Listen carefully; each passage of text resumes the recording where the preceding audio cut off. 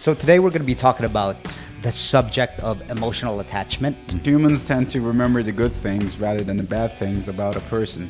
And over time, those bad memories fade, but the good memories stay. For the men and for the women, but mostly for men, fuck, if you need to cry, cry it out, you know? Proximity, like close proximity, increases attraction on the men's side, but the time spent apart increases attraction on the female side. If girls want to get closer to guys, help them solve a problem. If you're expecting something in return, regardless of like personal relationships or professional relationships, if you're expecting anything in return, you are setting yourself up for disappointment and failure. So today we're going to be talking about the subject of emotional attachment, whatever form that may come, whether it's heartbreaks or you just have a problem of letting something go, whether it's external. I think growing up as a guy, mostly men and women too, but I think men actually get this the worst, is that you grow up being taught just to, kind of suppress your emotions a little bit because you are a guy. And what we're seeing more and more now, especially in the social media age, is a lot of mental health problems. Now, the statistics are, as far as suicide rates, men are more likely to commit suicide, mostly because they take a lot more risk and they're more risk averse. But that also shows to the fact that they don't go to therapy. Men just don't go to therapy in general. Because I heard a quote, and this really got to me, that in therapy, it's outdated into their training on what the therapist will get trained on. So when women go over there, they're taught to feel loved. But that doesn't work with men. Men need to feel powerful. Yeah. Right? Okay. So, but mostly therapists teach like how to love yourself, which is, of course, necessary. But more so, men need to feel like they're useful, especially in society or whether that's a relationship. That's why I think it's a subject that needs to be discussed. Yeah, 100%. Like, men are happiest when they're building businesses, earning money, and working on their families, right? Like, that's the whole core of masculinity. Yeah, people need to understand. This is more of like a guy's perspective, right? And it's different for everyone, as always. But yeah, even with, say, heartbreaks, we all deal with things different. Right. But we're all humans. Yeah. We all have emotions. We feel them. We get sad. We get angry. It all comes down to the same. Right. We ruminate when we get hurt, and we can't stop thinking about it. But a lot of people don't talk about that because you want to keep your bravado about you. You with the boys, you kind of want to be. Well, I'm not a little bitch, like right. and a lot of men don't have guy friends to kind of talk about. And coming from a guy's perspective, it's a lot different to talk to your girlfriend than it is to like one of your guy friends, right? 100%. You have that like camaraderie. It's a different aspect. You have that. It's a different dynamic when you're talking to one of a guy best friends than you are talking with your girlfriend. Right. The communication just comes out way different, and guys need that. They need to be able to communicate that to their guy friends because, like I said, it's a different kind of communication. Right. And I think it just adds, the guy can relate more than, whether it's your significant other or whether you're communicating it to a female. Because I'm very aware that in some instances, female and male communications are much different. 100%. Like, females, they're more emotional rather than logical. And us men, like, we're more logical beings.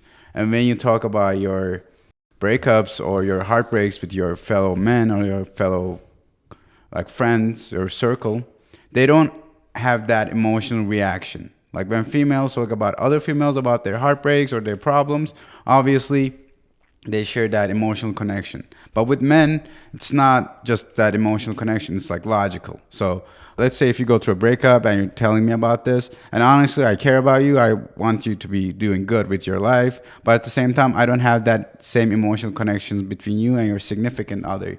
But on the other hand, when a woman's perspective, when a chick tells about another girl about their problems, they connect a bit more on the emotional level. So they like understand each other on a deeper level than men, because like us, like we're logical beings, and that makes sense to me. Yeah, that's very accurate. The female to female, they really have like they have it tied down to a T. Like their communication style with each other, from girls to girls, they really have each other's back. Like Yeah. they're really emotionally connected when they talk about their problems. Like they can really feel each other deeply on that level. To whereas guys, I mean, you almost end up getting into an argument because you're sitting here trying to solve a problem, and she's sitting here trying to feel out your emotions, but you're sitting here trying to solve a problem. So there's this like big indifference when you're communicating with them. So what I want to get into was, first and foremost, like I said, we talked about this in the first podcast, but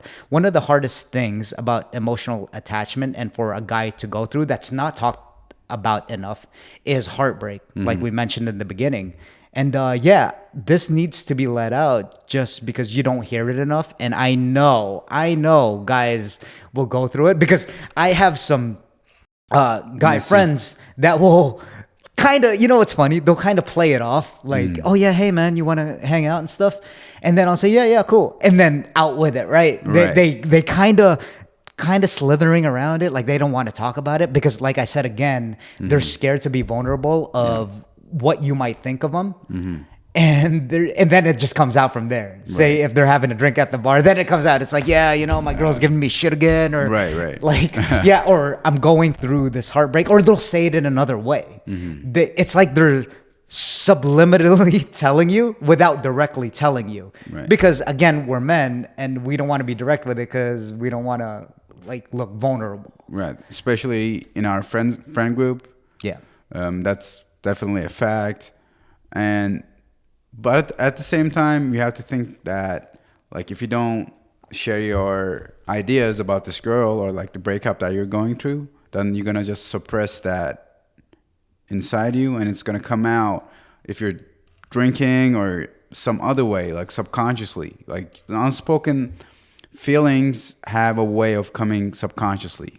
Like it might haunt you in your sleep, or like you might be a bit more aggressive without knowing, because you don't actually process those emotions or those feelings that you are going through, which sucks at that time. But at the same time, I think it's very, very valuable to understand life is not just about love or happiness or joy. Like life is all about heartbreaks and pain and suffering on certain times, obviously not all the time. But I think there's a delicate balance between those two. Yeah, so that reminds me, so we'll start with like getting over a heartbreak, right? Because that seems to be, at least to me, is like the number one issue with emotional attachment, just like with everyone else, not just men, but with women. But again, a lot of guys don't talk about it. So we'll start with just heartbreak. So I heard this from neuroscientist Andrew Huberman. And the thing, he said a really good point is that if you are going through some sort of heartbreak, whether if it's a long relationship, man, it doesn't even have to be like a long-term relationship and then all of a sudden, oh man, your whole world is crushed. It could be, just like a girl that you got emotionally attached to that you were dating. It doesn't have to be crazy serious. I mean, some are like parasocial, almost like a one-way street with as weird as it is to say, with celebrities or something, right? They get emotionally attached to that without even knowing them, but it's all the same. We all feel. We all, regardless of whatever situation it is, we all feel. We all get emotionally attached in some sort of way for whatever reason. And so back to my point, he brought up a good point where if you're going through a heartbreak, well, I guess you could say here's technically tip number one is that you have to go through it. I say that like it's very general. You're going to have to go through it anyway because it's going to stick with you, but intentionally going through it. Because a lot of people, they will mask it by alcohol, by whatever drug, Substances, whatever yeah. substances, just to get out of their head, to not feel the pain of what they're going through. Right. And honestly, it's not even just substances.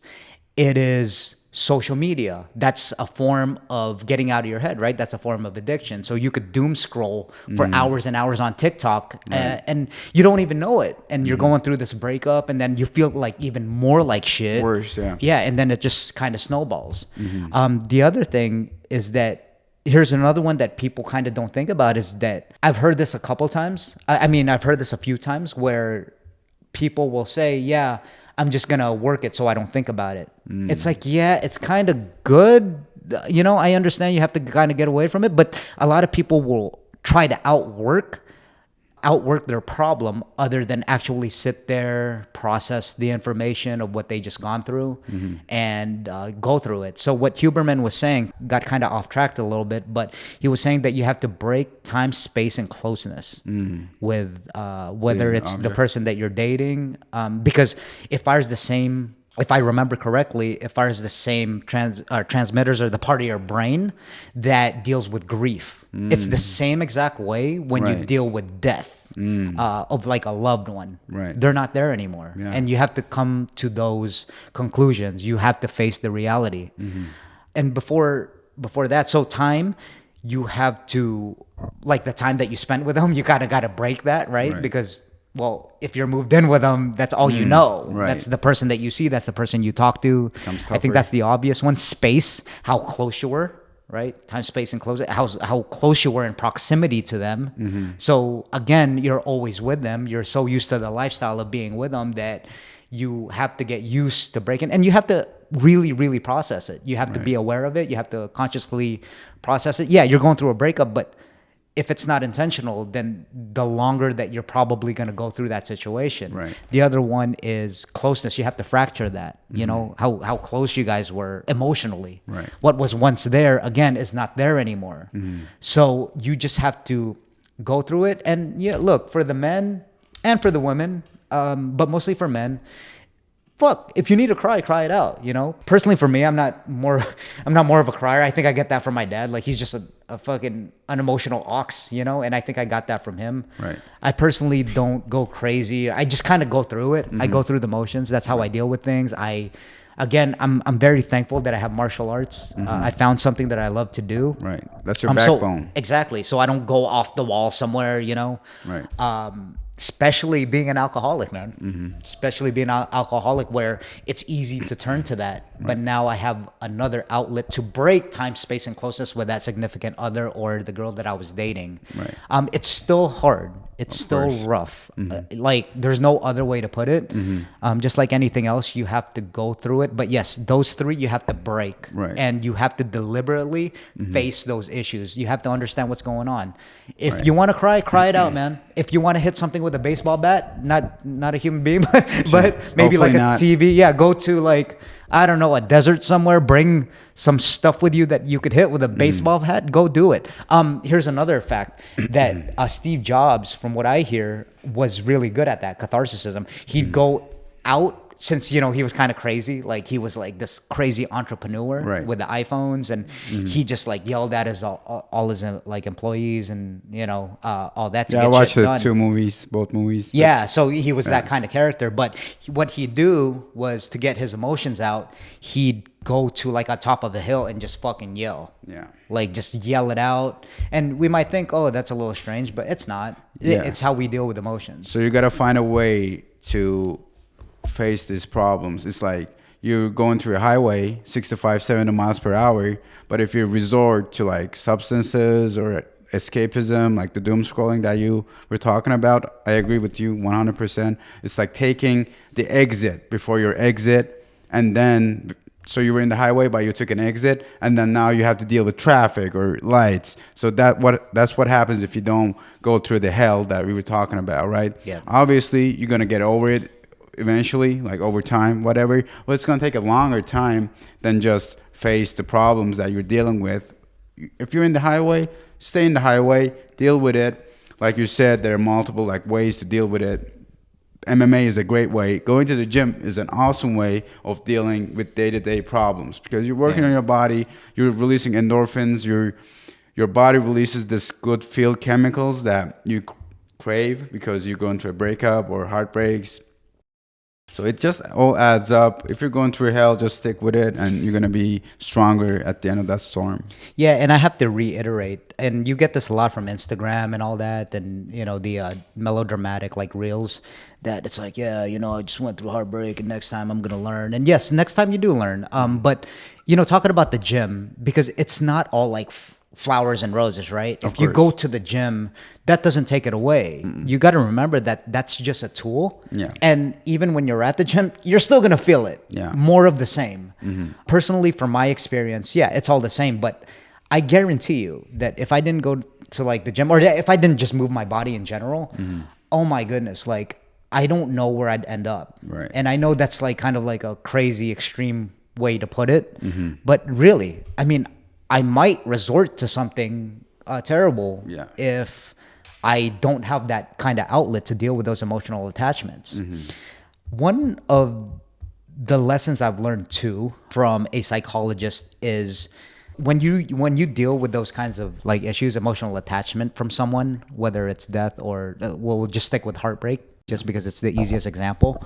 A lot of people, they don't want to go, so they'd rather have the memory of that person, even if it's bad, even if it's like, oh, she cheated on you, but you'll always resort to the good times and want to have that instead of completely letting them go, because you want to have something to hold on to, right? Like the memories, they feel good, and that feels way better than actually having to let them go altogether, like have them completely invisible. That's true. I think that's a very, very interesting fact, because about humans. Here's the thing is that when you do go through that, you do create a habit pattern. When you feel hurt for that long, right? Because it will take weeks, months, or it's individualized, but it will take a while to completely get over it. And even when you think you're over it, the next day it just hits you, man. You're just kind of like, fuck. Like, oh yeah, I miss her, but I mean, I don't miss her anymore. And then the next day it's just kind of like, damn. Right? Because humans tend to remember the good things rather than the bad things about a person. And over time, those bad memories fade, but the good memories stay. So you actually miss the idea of a person rather than the person themselves. Yeah, that's what people like. It's a feel good kind of thing, right? It's almost like you're injecting that dopamine. Like you want a feel good scenario, and then you want that feeling over and over and over. Right. So without going too far a bit, this relates, but when you get attracted to someone, it's so strong. It's so strong. You know, your hormones come into play, and then all of a sudden, like that's what causes attraction, pretty much. What happens in the brain is that oxytocin, these neurotransmitters start firing off everything, like serotonin. Like serotonin levels, from what I know from Arthur Brooks, he's I believe, he's a Harvard happiness coach or something like that, or a teacher. But serotonin levels go down, which makes you ruminate, and then oxytocin levels go up, which is the cuddling gene. Yeah, exactly, which is the attraction gene. Now, a lot of people get mistaken for like real love for euphoria. So what you're actually feeling during that time is euphoria. Right. It's a cocktail of emotions. Exactly. It's more like you're in this bliss of state, right? So that's why you can't stop thinking about them. Your forebrain shuts down, and logic goes out the window. We all do stupid shit, right? And that's what really happens, like during a heartbreak, right? Yeah. And I don't want to like go off topic here. Sorry, not a heartbreak, but that's what really happens when you get highly attracted to someone, right? Yeah. But breakups are usually harder on men because evolutionary wise, like sociologically and evolutionary, like men used to go to war and they die, and that's it, end of the story. But women, they tend to survive longer, and then they obviously remarry, reproduce, whatever. So the women who survive to this day, their genes come from like generations of offsprings that moved on and met with a new man and have kids with this new man. But us men, we didn't experience that. Like we just went out to wars, hunting accidents. You know, you fell from a cliff, whatever. So we didn't actually have to go through those breakups, if that makes sense. But now that we live in the modern age, we tend to bond with this person. And then once that bond is gone, obviously women tend to deal with these problems or the breakups, I would say, more frequently than men, so they actually have an easier time moving on. Yeah, I mean, it depends. I guess evolutionary thing is probably a whole different thing we could go into. Right, that's why I told you I didn't want to like. Yeah. I mean, we could even have a podcast about that, you know, just on the research itself. But yeah, I mean, you have to look at like the other side of it as well. It's hard for everyone. I know we're talking about like mostly what it does to men, because it is that perspective though. Like we don't know exactly what the female perspective is, even though we get an idea. We don't actually like hands-on experience on that. You know what? That's a great point, because I think that women tend to, considering the fact that we just talked about how like women's bond are stronger because they're like emotionally connected. They can emotionally connect better. Definitely. They have this kind of healthy outlet to be able to release that, right? So say if they go through a breakup, they can like call their girlfriends and just connect on a deeper level, and then they're rooting each other on. Right. Not to say the guys don't, but it's almost like, damn, I'm sorry, bro. You should probably like move on. Dude, that's it. Yeah, you should probably move on. Right, you know, right, it's like, damn, you know. And but I wouldn't even be opposed to like having. I highly believe in this. Okay, I highly believe, and it's proven that females and males have a different communication style, Most as definitely, we dude. briefly talked about. Since women are emotionally more inclined to their feelings, they talk about. So when you're talking to a woman, she's talking about her problems. What I've come to find out is that they just want to vent to you. Yeah, You they know, don't want you to solve their problems. Sometimes, Yeah. right? Yeah. But most of the time, they want to just vent to you to let you know that you're listening to them, Yeah. right? And I get it. At first, I was like, well, you know, I'm trying to get to the problem here. But if you're really empathetic about it and you really try to understand the psychology of it, it makes sense. Right. Because shit, man, sometimes like my way of doing it is I want to get off work and hit a bag. Right. Right? That's how we release attention. But no, it makes sense because sometimes you just want to vent. Right. And to talk about like the issues that you have going on. And women are really, really good at that because it's an emotional release. Right. That is So true. from a female to a male communication standpoint, I understand that fact now about even if it's just a small thing, even if it's just something that happened at work, or maybe they're just complaining about, another girl that they don't like, I don't know, whatever it may be, or you didn't get them oranges, I don't know, you know, from the store. You forgot the oranges? Yeah, it's just, you just like listen to them because it lets them know that, like, I guess you're supportive and then you're kind of there for them. Now, there are boundaries. Like, you know, you can't be just going fucking crazy with that. But, and then on the other side of that, going to men's communication style, we want to solve problems. Oh, yeah. Yeah. And I also heard, and I promise you this is funny. going to It's come around to emotional attachment, is that when guys have problems, they tend to want to solve them, right? Yeah. They try to find an answer. Because that's a logical thing to do. Exactly. Yeah. It's like, well, what do we do from here? Right. But what you come to find out with relationships is that here's a tip for girls, okay, that I heard from like an attachment specialist that I listen to on YouTube, Adam Lane Smith. He says that if girls want to get closer to guys, help them solve a problem. I was like, dude, that's money, right? Because it understands the male communication aspect of it. So it's kind of like, it's just if you want to like be closer to a guy, or if you're having problems, just ask how you can help a guy like through a certain situation. Right. Yeah. That is good. That's a golden nugget right there. Yeah, for sure. But anyway, going back to the emotional attachment subject, it's really, really rough. And there's different ways, you know, like to deal with, again, emotional attachment. The thing is with that is that you just have to like kind of go through it. You're human. I truly believe this. This is one of my principles, is that a lot of people don't want to get hurt, because a lot of men in particular too don't want to get hurt, is because it's a hard thing to go through. Yeah. That's why I think they're so closed off. right? That may come from childhood as well. Everything comes from like your childhood. Don't get me wrong, but The attachment style of your parents. yeah, exactly. And that's another thing within itself. Right. But yeah, that's why they're so closed off because, I mean, personally for me too, it's because they don't want to get hurt. But the problem with that is just like anything else that you experience, well, if you don't go through it, you're not going to learn anything. Right. And then if you're just going to go off being closed off, well, you're going to be toxic, man. Right? That's the whole cycle, that's right? just the point is, And yeah. then your kids become like that, and then that carries on until it's resolved in certain time of history. Yeah, exactly. So I'm gonna go into like a few things dealing with like emotional attachment when it comes to like dating.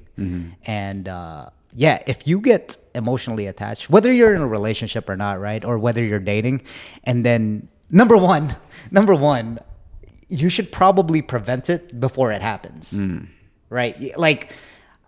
That's such a stupid thing to say, but it's true. A lot of guys, I think, they get caught up in women because they're available. Yeah. They get the attention from a girl that they're attracted to, And then they just pick up the wrong social cues, and then all of a sudden it's off to the races from there. Right. Even if it's a one-way streak, right? Like the guy likes the girl, but then because the girl's giving him attention, and all of a sudden they get emotionally attached, and then the girl's like doesn't even like them, and then they get mad at that girl, which doesn't make any sense. And I've done this before in the past, like a long time ago when I was younger, when I didn't know any better. But yeah, it's almost like, wait, why don't she like me? I thought she liked me. She's just leading me on. It's like, no, that's actually your problem that you got attached. Right. So that's number one. But attention is currency to women at the same time. Yeah, but still, like, again, we have to look at their side of it too. What are they going to be? What are they going to be? Just rude to you? Yeah. Like what if they're nice to you, so they can't be nice to you? You know what I mean? It's like, yeah, you can see it that way, and some women definitely are like that, but still, like some women aren't. Right? It's kind of like, well, they're just trying to be nice to you, and then you take that the wrong way. Right. But that's one of the ways that guys will get emotionally attached is because they don't get enough attention, right? And you got to feel for it sometimes too. It's kind of like, yeah, I think it's just a miscommunication in like gender dynamics, I think. But at the same time, like the best way to handle that emotional attachment is to have that abundance mindset. I know like this is going to be a different topic, but if you think that there's only one girl that is available to you right now, then you have to work hard on yourself, right? Like you have to earn more money. Maybe you have to work on your physique. Maybe you have to think about addictions or whatever. So you can attract more women in your life. So, but if you have that scarcity mindset, like, yeah, I'm going to hold this chick forever and forever, that's just going to repulse her attraction to you, even if she had one in the first place, right? So that's just how I see it. Yeah. So going into it, to be able to, I think, detach, I think it's just a practice. It's just a practice. At the end of the day, I think that it's kind of a way of living. You can't expect like an outcome, right, out of any situation. Now, again, it's easier said than done. Yeah. But here's another thing. Here's another like nugget that I picked up is that you don't own anyone. Yeah. A lot of people mistake the fact that like even when they get married and when they're in a relationship, it's like you're entitled to that person. No. You are not, my friend. That is just a invisible rule. Yeah, that man-made. Somehow got into, a society. Like there's no, I put it this way. It's almost like, I'm not saying you should do this, okay? If you cheat on your partner, what are you going to get your arm cut off? Like nothing happens to you if you think about it. Maybe in certain countries, but... No, I know. But then even those are man-made rules, right? Yeah, it's almost like, well, yeah, they have to enforce those. But technically, naturally, is something good. Like, you know what I mean? Right. If those rules weren't in place, you could pretty much do whatever you want. Right, pretty much, yeah. Yeah. Yeah, it's probably better not to get into those situations in the first place. Number two, with heartbreak, yeah, just notice like the red flags, man. Don't get yourself, try not to get yourself involved, analyze the situation. I know it's hard. You're emotional beings. We want to find our partner. But for guys, just if she starts, say if you're dating a girl and she starts pulling away, here's an example. If she starts pulling away, you have to let it go. Of course. You have to let it go. Well, I say that like it's obvious. But you did those mistakes before too, right? Like all of us. Yeah. All of us. Yeah, That's why I'm it's just mentioning a it. matter of fact. Yeah, and you have to let her go because eventually she's gonna do what she's gonna do anyway. Like there's no stopping that. And here's a big mistake that guys make. All right, if they like spill their feelings and tell the girl how in love they are with her, That's the worst though. it's like they think that it's gonna make the girl like come back to them.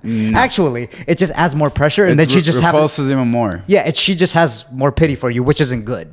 It's just kind of like, oh, poor little thing. You don't want that, man. Like what's gonna happen is what's gonna happen. If she had already left, that's what it is. There's no insights or explanation needed for that. No. Like you have to, as a guy, Accept it and go through the motions, coming back around. Right. To go through it, whatever, do what you got to do, and move the fuck on. Right. Like, damn, that's tried advice. But then move the fuck on because there is nothing possibly, and I believe this, like, in my truest, deepest heart, that there is nothing you can do to prevent that. She's gonna go when she goes. And look, if that distance, because I know what's going on here, if that distance makes her happen to miss you, and then all of a sudden she comes crawling back to your life, yeah, then maybe, I don't know, that's up to you to do something about that. But when she starts pulling away,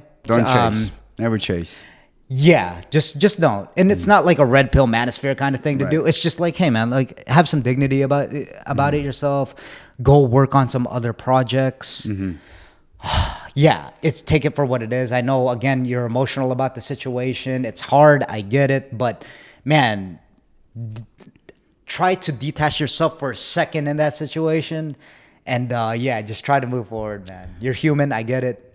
Go through it. And I want to add just a small thing to that statement, and I agree 100%. Attraction happens in two levels when it comes to men and women. Proximity, like close proximity, increases attraction on the men's side, but the time spent apart increases attraction on the female side. So if she's already pulling away, and if you try to chase her down or whatever, then that gap is going to get closed, and she's going to even repulse even more. But if you give her the time, she might come back, she might not, like you don't know that. But the chances of her reaching out to you is higher than if you just buy her flowers, take her to nice dinners, I'm going to win her back. Like that's just a losing fight. That's an uphill battle. And try not to, I know this is about emotional attachment and we're talking about like heartbreaks and dating and stuff like that, but it is that, right? It is, emotional attachment is that. And don't even play that game. You know what you just said about like, she might come back and stuff like that. I'm not saying that you're saying this, but or she might not. Yeah. Don't even play that game. Yeah. Like, don't even, like, I get it. There's false hope. And it's almost as if, you want that to happen secretly. Yeah. But dude, don't even bother, man. No. Come to the terms to where it's over. You're okay with it. Yeah. No matter what happens. You're okay with it. You could set yourself up, like you said, there's avenues for that. You can work out, you can do hobbies, you can whatever whatever you want to do, work on yourself.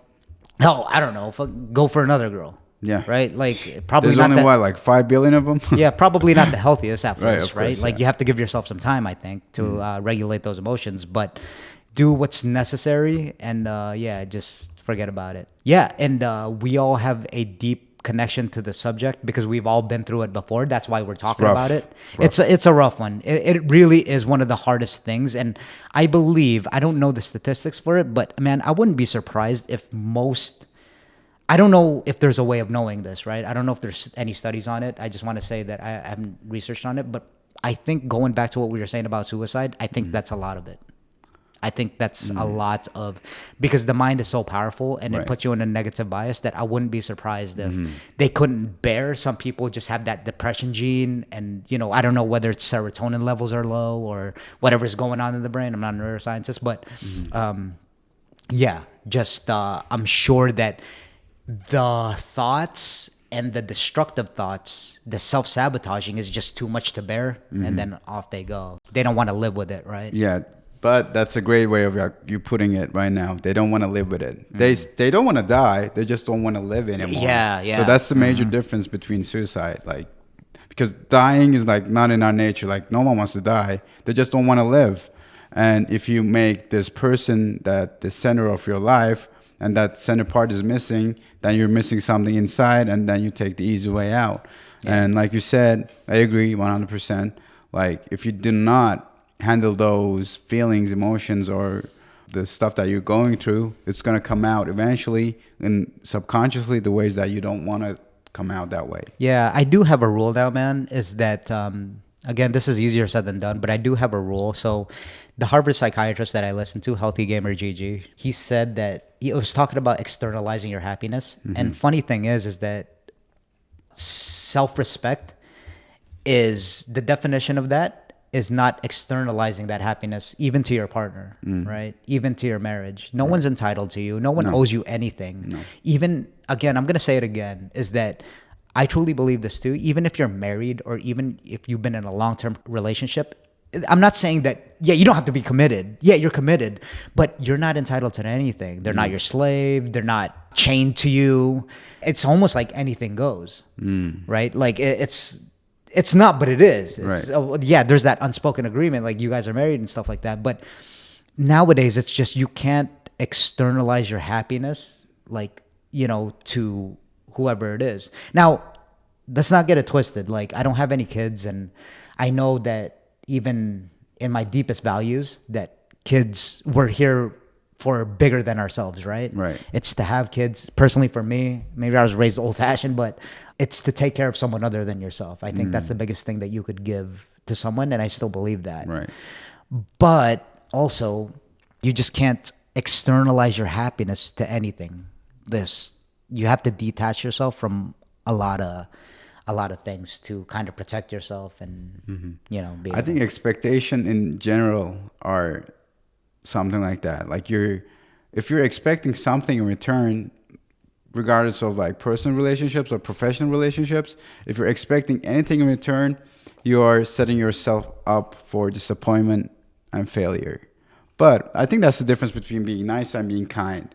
Like, nice people, they tend to do stuff so they get stuff in return. But if you're a kind person and you do stuff without any expectations, then you're going to be happy no matter what happens. You might get a favor return, you might not, but right. Still okay with that. Yeah. Going back to that, I'm not saying like, when you have kids, don't like don't get emotionally attached to them. Don't get me wrong.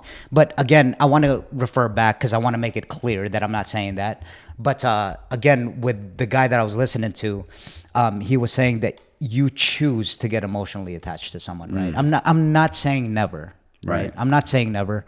Pardon me if I somewhere said that. I was trying to put it into like my own. I was trying to articulate that better, but yeah, just be very, very careful before you decide, because you get to choose, right? It doesn't mean all of a sudden, oh, you just don't have control of it. You do. You could take preventative measures, but usually we're the ones getting ourselves in that situation, whether it's a toxic relationship, whether it's, just hanging out with people, emotionally attaching yourself with people in general that are bad for you, right?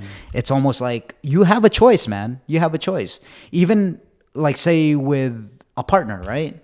You can choose to distance yourself a little bit. There's like preventative measures that you can do before like you decide to get emotionally attached to them, right? That's technically everything's on you. Right. It is your responsibility to be able to, handle those situations. Right. Yeah. At the end of the day, I think to kind of conclude everything, you are human.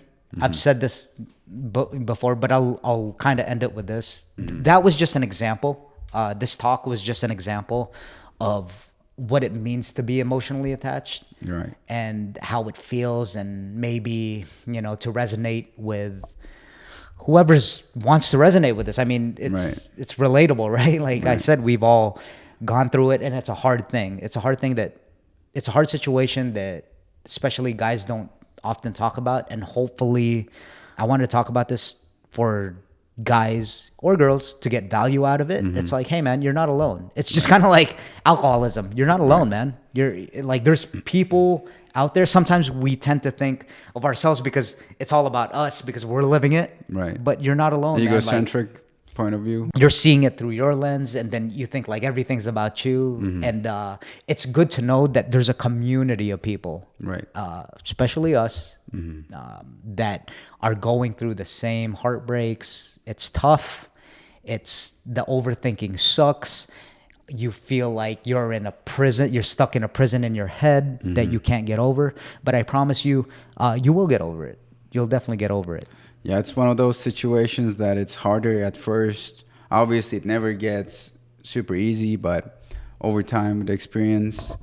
Yeah. And one last thing to add, like let us know in the comments, like if you have any stories about a terrible heartbreak or your any tips or tricks to how to get over heartbreaks. That would be helpful. Absolutely. To, create the community. So we'll all help each other because by all means, we're not perfect. Like we still go through the same stuff that everyone goes through, even if it's your first heartbreak or your 31st heartbreak. Perfect, man. Yeah, that was a great point, man. Well, yeah, this is a good talk. And yeah, leave some comments down in the section below if you can relate or, if you ever want to talk. You got our Instagram handle. So, yeah, it was a good talk, man. Right. All right. Cool.